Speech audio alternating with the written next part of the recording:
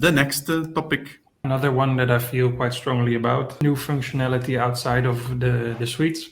If you follow us online or our newsletter, you will see me or read from me in those newsletters in regards to the changes that Microsoft is making month over month in the product terms.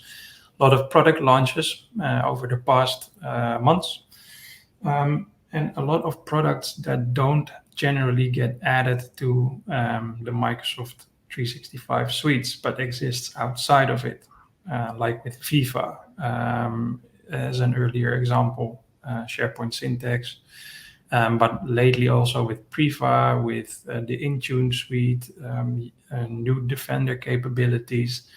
These all get released outside of these product suites, and we can already see that those are components that typically customers have been waiting for. There's a lot of requests to us from our regular customers that they state to us, if I do a proof of concept now on this product, will Microsoft see that as a willingness to buy, and am I shooting myself in the foot? What should I do here?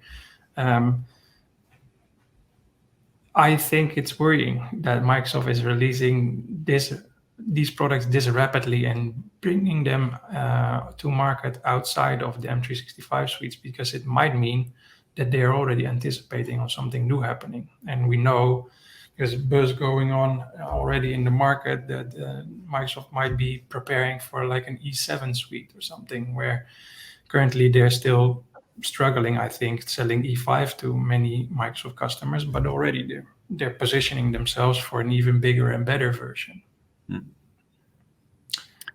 Yeah, it's not something that keeps me up at night, but it is something that worries me. Yeah, I can imagine why it's worrying you.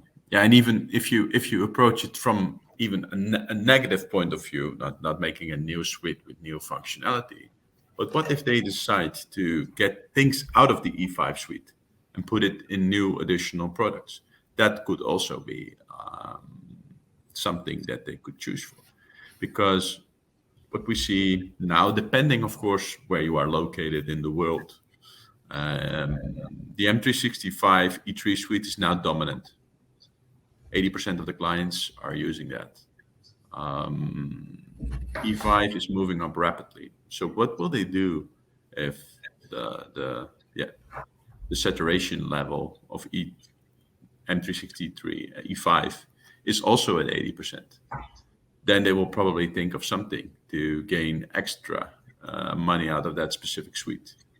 And let's be honest, they are, with Azure you have other options, with Dynamics you have other options, but with the modern workplace proposition, there is not much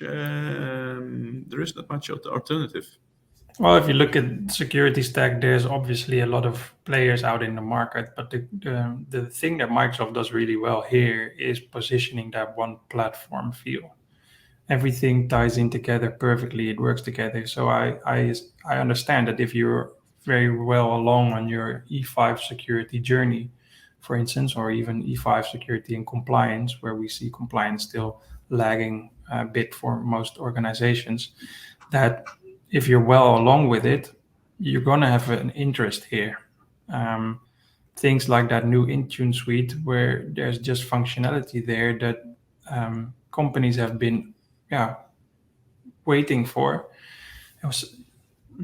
You're going to want to review this. So what should you do in this case? So, and I think, and we've been dealing with a couple of our long-term clients on these questions. I think you should just do that POC, but make sure that you have your alternatives in place, and make sure that before you start thinking about buying this, that you already think about how you're going to negotiate this with your end customers. And this ties into your preparation. You should always be aware of these products that are ongoing in your company. You might be a procurement specialist, but you should be included in these decisions from an early starting point. Make sure that you know that what they want in your organization, that you are one of the first people to know this. And then you can start strategizing and plotting on how to best be able to procure this at a later stage.